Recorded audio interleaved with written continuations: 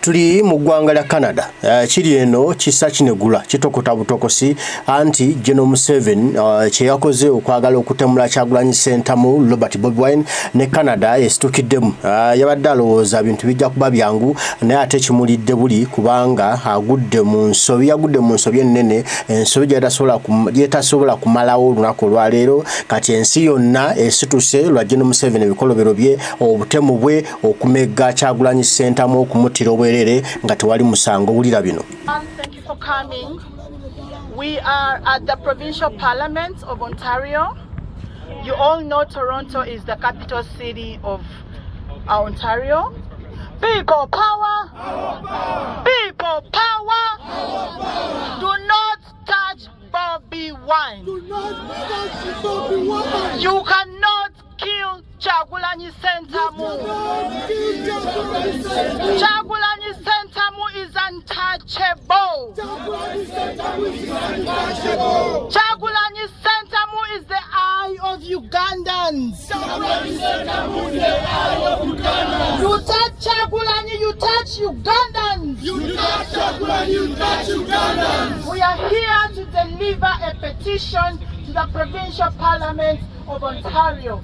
I am going to read it before you so that we deliver it to the Premier's office.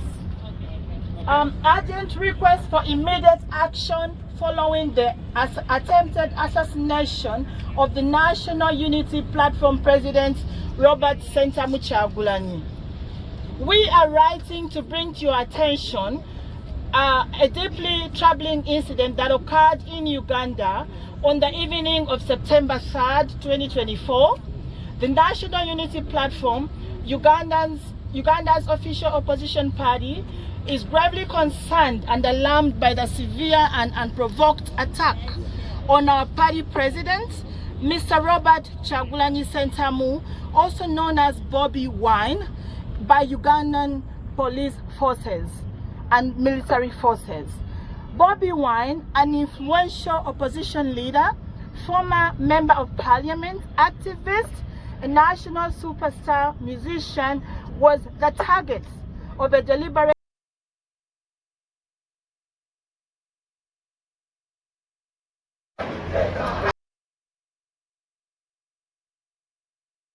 The National Unity Platform, Uganda's official opposition party, is gravely concerned and alarmed by the severe and unprovoked attack on our party president, Mr. Robert Kyagulanyi Ssentamu, also known as Bobi Wine, by Ugandan police forces and military forces. Bobi Wine, an influential opposition leader, former member of parliament, activist, a national superstar musician, was the target of a deliberate assassination attempt by Ugandan police. The despicable act took place in Bulindo, Chira municipality, as he was returning from a visit to one of his lawyers, Musisi George. His convoy was ambushed by a joint force of police and military personnel led by a commander identified as Twesige. The attackers, without provocation, fired live bullets, tear gas canisters, and other projectiles at the convoy, resulting in Bobi Wine being shot in the leg. He is currently receiving medical treatment, but as we demonstrate now, he's been discharged his home. This heinous act and attack is yet another blunted attempt on Bobi Wine's life and those of his supporters by the regime of Yoweri Kaguta Museveni Tibahabura, the dictator. It represents a continuation of the violent repression and gross human rights violations that have identified and defined President Museveni's administration. As a courageous advocate for freedom, democracy and human rights, Bobi Wine has consistently risked his life to challenge this ruthless regime. In light of these alarming events, we urgently call upon the Ontario provincial government, the international community, the Canadian government, and all democratic institutions to take immediate and decisive action. They should publicly condemn the attempted assassination. We request that the Ontario province and Canadian government and other international bodies publicly condemn this heinous act of political violence against Ugandan's official political leader. Call for an independent international investigation. We urge the Canadian government to demand a thorough and independent international investigation into the incident that will ensure accountability and justice. Support for pro-democracy movements. We seek your support in amplifying the voices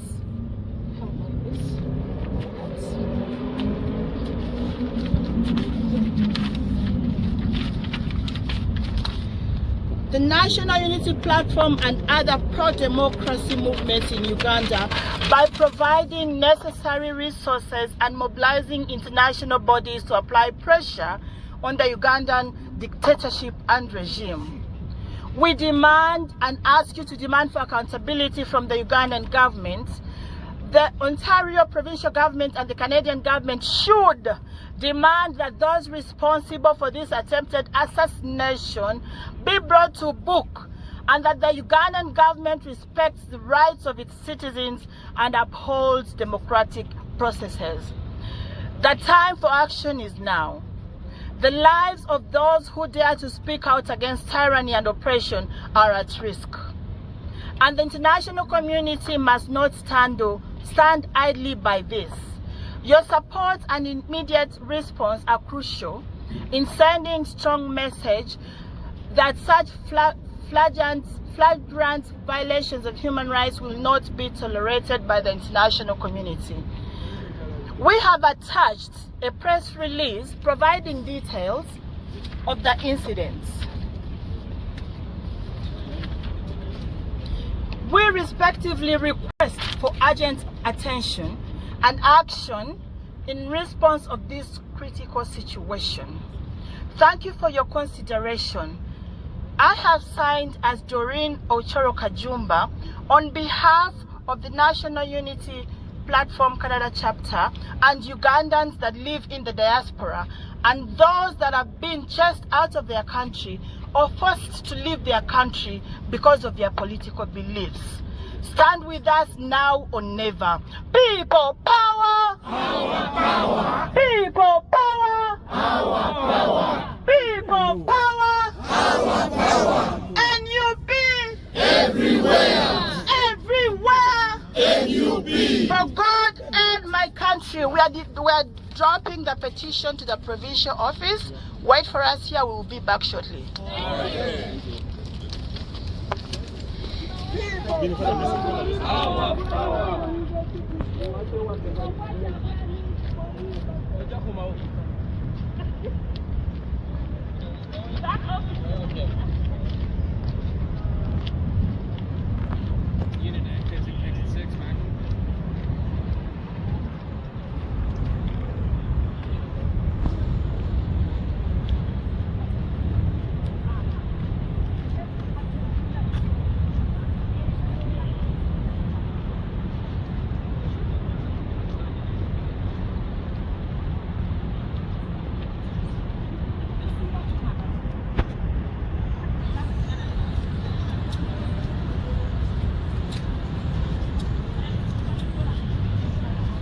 Hey, mbale. Muli live.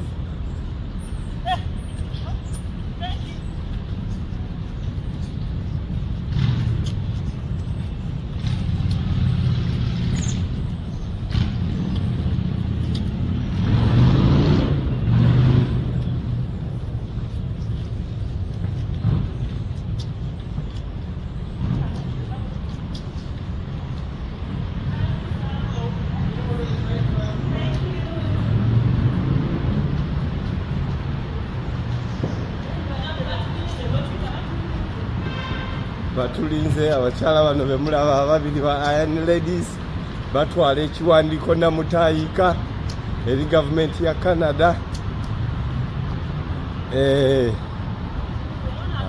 Era be twalonda tubeesiga abakyala basajja bawuguka nnyo. Tobuuza bibuuzo bingi be baliwo ate emirimu bagikola. Office bagimanyi bano bazoganyi babagulidde n'obagulira. I know he's live streaming, just don't film any staff or you can just wait out there.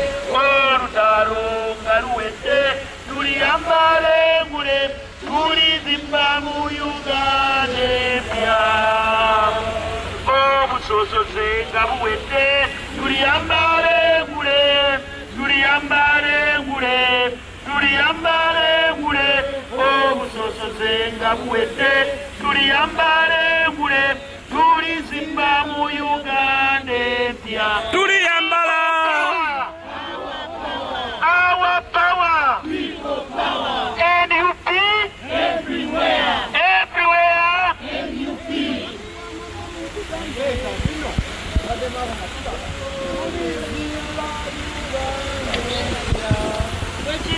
tuli Zimba Uganda. Thank you so much, all Ugandans in Toronto that have turned up. We don't take it for granted. We want our president to know that we are praying at what he did. Everybody that has made it for today's demonstration, we love you, we appreciate you. We are going to open the floor. Anyone that wants to get the president the eno motoka ate si muvuzi weno wesitabulo jabeera motoka mpya inobula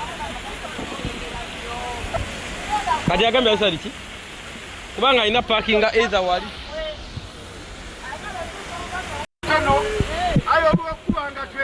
koba n'olwo teryakunegaku ezirakunegaku olwokubanga twenda bannayuganda twena okukwasiza agalala kale nenze nkoleseeku olusoga tulikoba pulezidenti waife Kyagulanyi nti tukwenda ino twemereire niiwe mu bizibu byonna byobitamu ife tuli galala niiwe kuba watulaga ekyokukola watuyizaamu amaani ng'abavubuka tujja kugoberera tujja kulwanirira nga bwatukoba n'okunjira amagye eno yetuli tujja kunjira mu magye nandyenza okwagala mu lusungu aye nenda ndogere mu Luganda Janet Museveni yena awulire muku nti n'abasoga basinwaira abasoga muliyo Kibuma omu weekend agungumale rivuga Ekinyarwanda kyose nawe befusinya Ekinyarwanda ayenda kuvuga Ekinyarwanda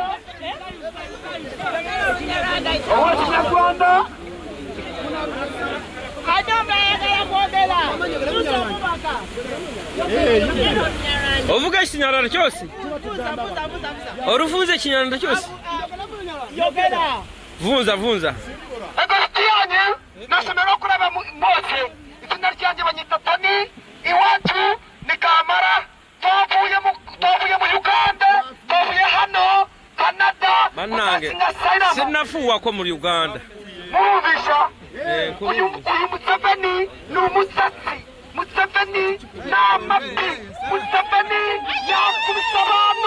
yakubisa abantu mu Uganda abantu bose yabice twiza change tulikunda change Canada tubashemererwa mwese dukunda Museveni mumukubite n'amabbi nazina guca ayimenye gupfa amaheru arapamia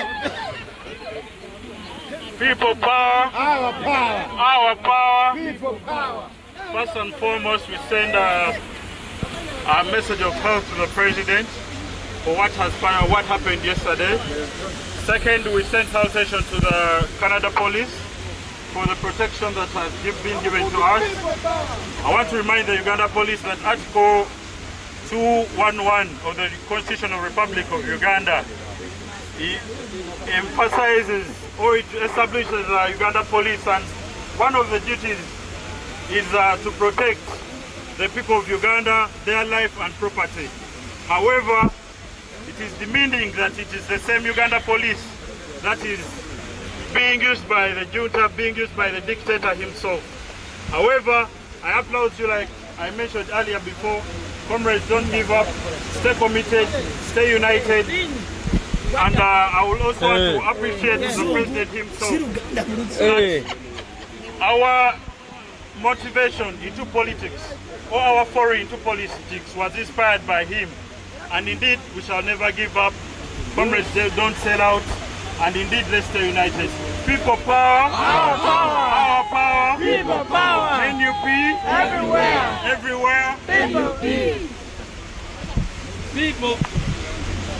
People power. Our power. Our power. People power. Buli muna Uganda yonna gy'oli ng'osobola okulaba ekigenda mu maaso. Ffe tetuli mu Uganda naye omutima gwaffe twaguleka Uganda. Twadduka Uganda olw'ebizibu ebiriyo, olw'okutta abantu baffe, olw'okukwata abantu abatali musango, olwa Museveni okwewangaliza mu Uganda. Nate ebyobufuzi byonna kati akola nga bw'ayagala. Amagye gonna tegakyali ga muntu, tegakyali ga ggwanga, amagye ga Museveni. Gakola kye gaagala, Museveni otunula. Naye twagala okutegeeza ebigambo bino Museveni. Ne balijjirirwa myaka emeka, ne batuli kusanga nga wafa, obonyabonyeza abantu baffe, otta abantu baffe, Rita Nabukenya wamutta, Kawuma Yasini ali muttaka ku lulwo, Museveni tukkoye, sente za bonna obassa obamaze, omalidde abantu baffe mu makomera, Museveni ono message ekutuukeko, ffe tetwekweka, osobola okundaba, oba osobola okunnoonya, obusungu bungi munansonyiwa. Naye Museveni, free our Uganda, free our people. Ono gwe mulaba wano, ono katika kibiriiti, nyongera obajjukisa ebigambo bino bannayuganda. Bwe munaalinda ne batta Kyagulanyi, ng'abamu abawumba tuutu, bwe muva eyo ne mugamba katulinde tulabe ku nnyanja, bwe tulukuka omusaayi. Ekyo nkivumirira nti tuba basiru okulinda okutta Kyagulanyi ono, bwe banamutta ani gwe tunaabulira ebituluma. Lwaki mutudde bannayuganda ejjo baabadde batutidde pulezidenti waffe, pulezidenti wammwe, weewuunya ono talina bizibu. Oba tuyinza okukkiriziganyizibwa? Ono alwanirira mmwe, yadde yatugamba nti alwanirira ffe, yalwanirira manyanga naye yalwanirira ffe. Tuli ku mawanga abamu olw'ennaku eriye Uganda, amawanga gatuleka olw'okubanga Museveni wayonoona eggwanga lyaffe.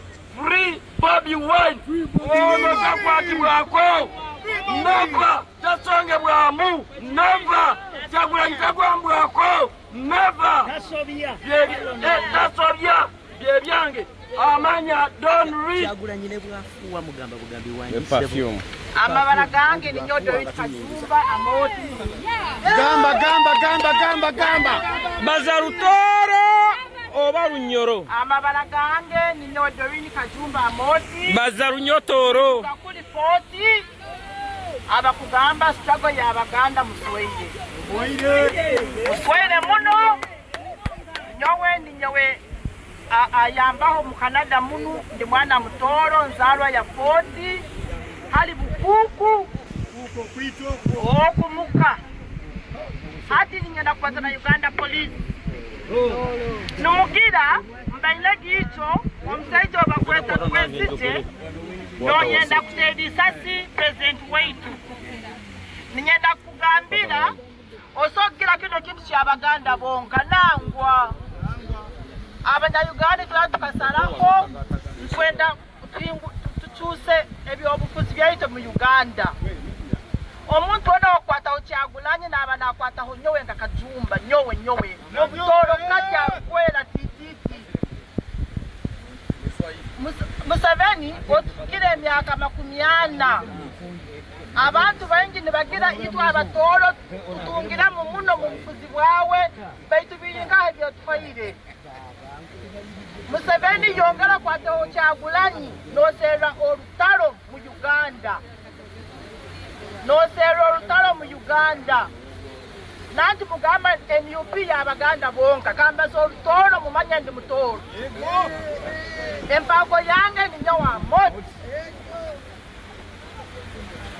Kyagulanyi liso ly'Abanya-Uganda Kyagulanyi musajja wa Bobi Kyagulanyi ayina abaana nkawe Museveni kuwazaye Natasha manya Patience manya Muhozi Kyagulanyi nawe ayina abaana otatwitira Kyagulanyi niwe bwomezi bwaitu Touch Kyagulanyi at your risk. I know you were trying the waters. I know you wanted to prove what will Ugandans do if I try on him. Let me tell you, we shall go bare naked. Yes. We shall go bare naked. We shall remove these clothes, Museveni. And going to Jakuzihamu. Yongera mkwate horole kasasiro hani. Yongera mkwate ho. No mwana omtolo kati mbalize. Mbalize kilo lwewe kwezi bina okwa mwenda. Mbalize kilo kinu. Yongera mkwate horoja kulea what we are made of. Lusakila bana abakaza ba mkitumbiro bambi. Sorry for you. Tutugalukila mkitumbiro. Ndubaza. Owana nakumako tukubaza nakonu uwo mkajoni. Ruta achengi mukaguze. Mukaguza kadala ni choki. Bote abana bakalada mwebale. Mwebale muno. Mwebale kurugayo kurwanira president wanyu. Mchala munyankole kajayo. Mwebale muno. God and my country. You wanna speak? Belengeda kwogera mu Lugwala.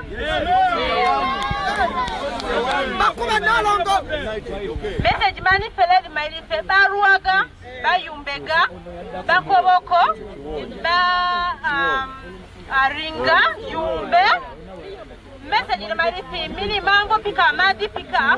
Anjiki mufi, idiki mufi njikuyanu Museveni langa mwimitera. Imichiga ijorunga pisa zilarunga. Kini Buganda ngugango nini. Ijo mini ndarunga lepe oringadi ini chata ina maji suruga chabo. Amiga kidi. Banda jola kini kuijo dingari kikirunga. Kibarunga. Museveni nga bakini ku. Bama nisi Museveni ninu diri. Imichoki diga sa biriga inga. Adidi dinado Museveni laku.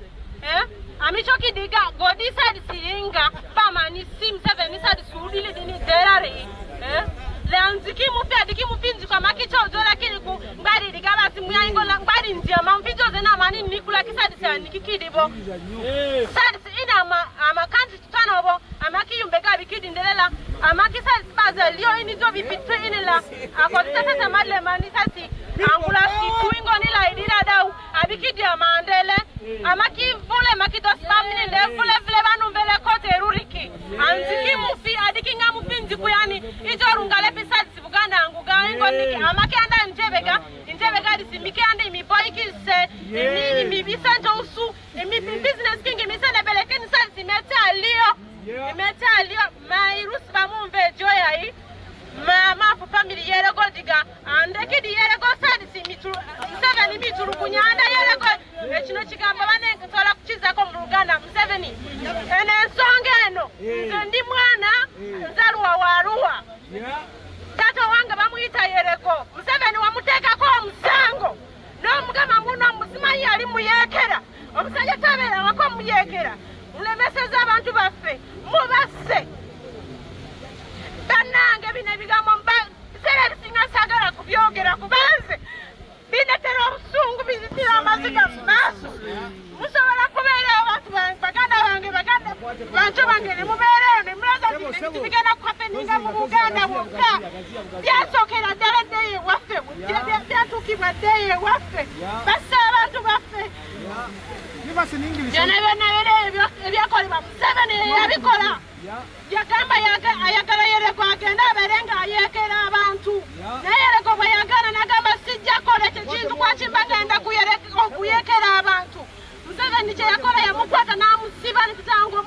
Yusufu ne babateekako omusango musimanyi bw'aba abantu musimanyi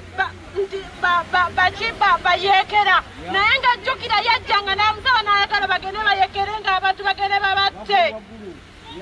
babatte naye oli bwe yagamba nti sijja kugenda mu ebyo ebintu by'oŋŋamba okukola kyeyakola yamusiba busibi yamutwala mu kkomera n'amusiba ne bamuteekako emisangosango simanyi amenya ekkomera yese ekkomera yalimenya lwa busungu n'aga era yabagamba nti nze nina ekkomera ndimenye lwa busungu kubanga Museveni ekintu kyonsabye ogamba kutta abantu nze abantu sigendagenda kubatta solagenda kutta abantu bange abali innocent timbasse ku lwaki kyo sigenda kikola ensonga ekintu kyekimu kyeyateeka ku koni kyeyateeka ku koni agamu no mukoni atta abantu naye nga yonna Museveni eyakuleetinga byebintu omuntu atakimanyi asobola agamba muno nti Museveni nze nsaasira n'abantu abo ababeera ku Museveni ne babeeraawo mubamuwagira fulufiga weebeereremu ekyo ekintu kyebakola ewaffe bakyebakola koni enkya bagenda kukikola ye maama ismool access ali ludda wagoloza kyamutukako tekiri kutuukeko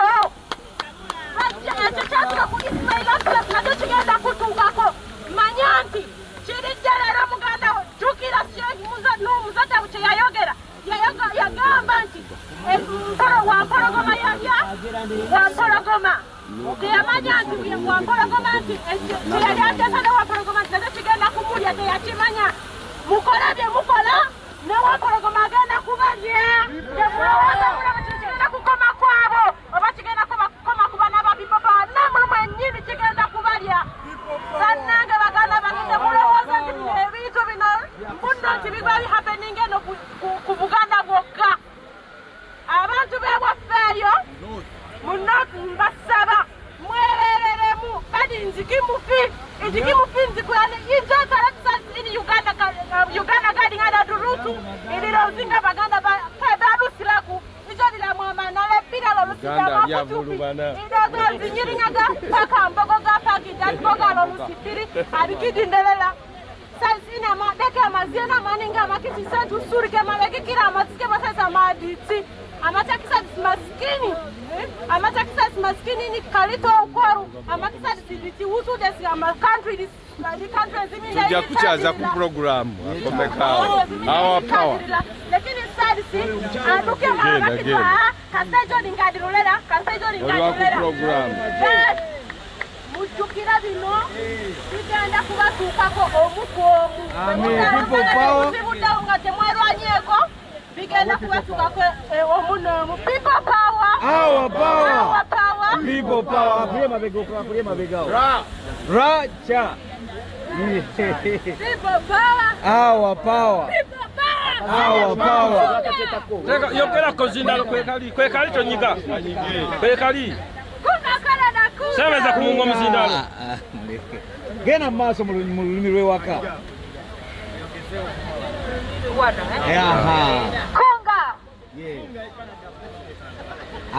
gena maaso njewe ndi Umunyarwanda okay ariko Museveni shaka kwica Abanyarwanda bose wowe uvuga ngo uri Umunyangole ntabwo uri Umunyangole iwacu ntabwo dushaka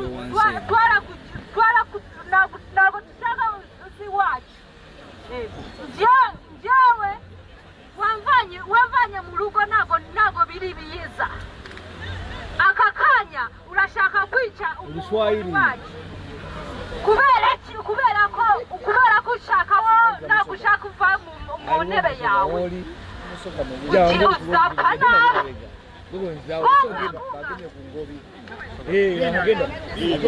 kwata wano ngende kwata mu luzungu okay olusoga genda wali olusoga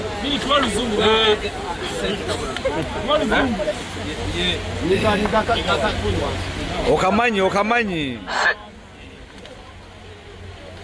mu Luganda olw'ewaka yes everybody in Toronto in Canada worldwide yes watching me my name Uncle Bin original name Fahad. I'm from Uganda, Kampala. You know me? Yes. I'm a friend of President Robert Chagulanyi Ssentamu. Long years ago. So Uganda is breeding. Uganda is breeding.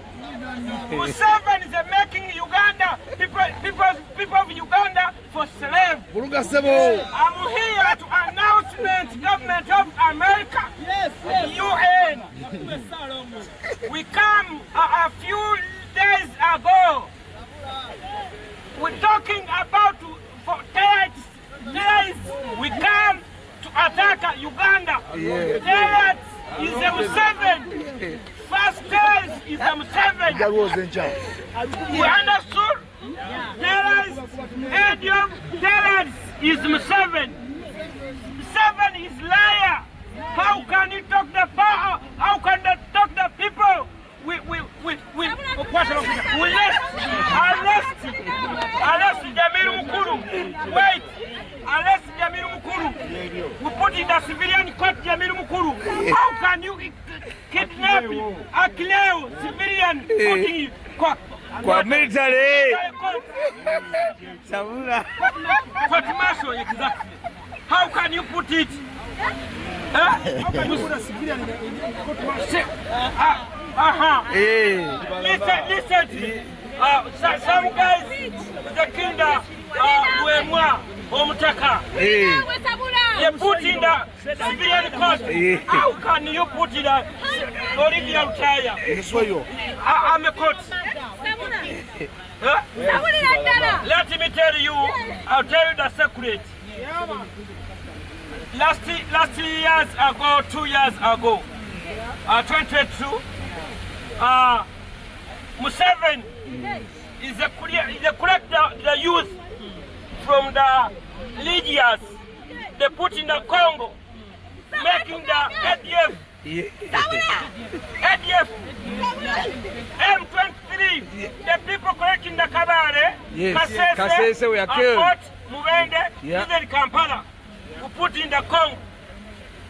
So Congo, no ADF, no M23, 23, ADF 23 and ADF Museveni. So Mr. Bill, please, can you give us a Luganda version also? Luganda version. Give us a Luganda version? Luganda version, yes. Thank you very much. Yes. Thank you very much. Luganda version is read.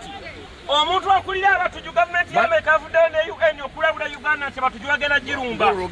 Mwami Museveni yasooka kubonna okuba ADF mutuju. Do you know why? Yatta abantu Kasese tebalina mundu mu lubiri n'alwokya. Katikkiro wa Kasese owa Mumbere ali Kyebanda abona alya nfuufu bamugana okufuluma Kampala ali muzigo gwa mitwalo 7. Abakonjo muli Kampala mutudde. Katikkiro wamwe yali owa Mumbere. Bamukwata. Listen to me. Which part?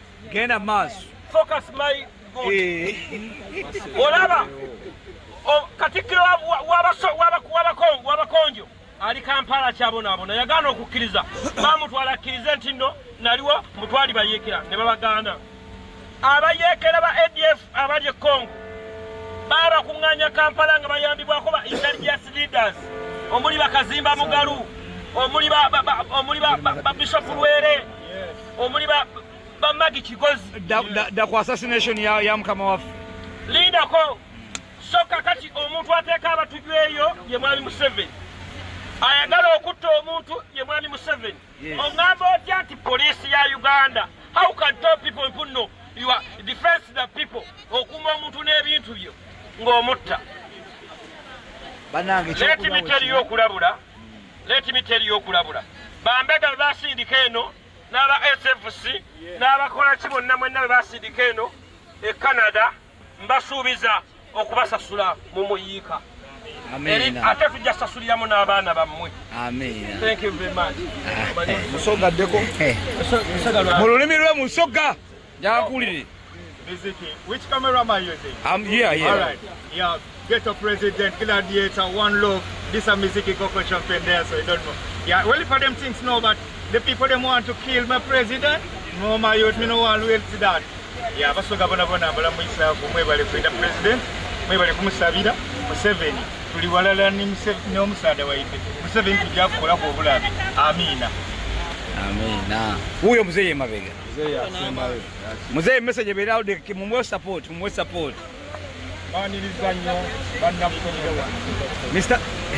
baniriza nnyo bannaffe mwenna abali mu Uganda Mr. Bean simyo yino amanya kayu munnamasaka annange ntuusa obubaka bwange buno nga mbategeeza twafuna Museveni ng'ajja atuze mu Uganda ne tufuna omuteeko okuva Museveni bwe yayingira mu Uganda obutemu ne butandika yatandika okutemula abantu 66 naddako ku mulembe gwa Amini n'atemula n'abasiraamu b'embalala naddako Obote agenze Amini avuddeko atumaze okutemula abasiraamu embalala tugenze ku olutalo lw'Obote najja Luweero nga Museveni yennyini yatuttira abantu eruweero ekyo nakyo ne tukimala nze kennyini nalina mikwano gyange nga bali mu kuyeekera nga bava Masaka ne bamwegattako baali mu Fedemu naye yabateegera Kammengo we yabattira bonna abayeekera mikwano gyaffe abaali bazze nga bayeekera n'abattira e Masaka kati atandise obukulembeze nga atta abantu buli gwolaba ajja avaayo Kayiira yamutta Sekweyama yafa accident ye yagimutegekera wali Napingo buli mukulembeze ajja avaayo amutega obutwa ng'agenda amugjayo bannange kino nkyogeranga tufunye omuntu atununula ye Bobi Wine mu Uganda obukulembeze bwonna okuva ku Ben Kiwanuka nzizeeko okulaba Bobi Wine yazeemu okulabisa Museveni nti wali tuyinayo omuntu akola ki alwanirira eggwanga era n'alamisa Museveni nti Museveni dictator musi mu biwanguzi wonna naye kino nkitwala nga ndabula muganda wange Empuuga ne banne abali mu parliament Mpuuga Sserinnya era simanyi byebyo ebiva e Toronto Canada mu bannaffe ne gavumenti yayo ekiwandiiko bakikiwadde katino General Museveni onaawulira embaga onaawulira bwajugumira kubanga kati wano bo bakwata nga wookera ddala General Museveni essaawa yonna wandiwulira emiranga n'ebiwoobe gw'amaaso ku lutimbe togajjaako essaawa yonna General Museveni olukwe yabadde akoze olw'okutemula Kyagulanyi Ssentamu Robert Bobi Wine alimuviiramu kanaaluzaala essaawa yonna lumufuukira ekikolimo essaawa yonna fukira HN sawa yonna lwandi muviiramu omuteego ate nno ne family yonna nesaanawo lwaki ekintu attemptemu gye yakoze neetabira successful era nga Mukama Katonda waffe yasalawo. Mbagala nnyo Mukama bankuumire mweraba.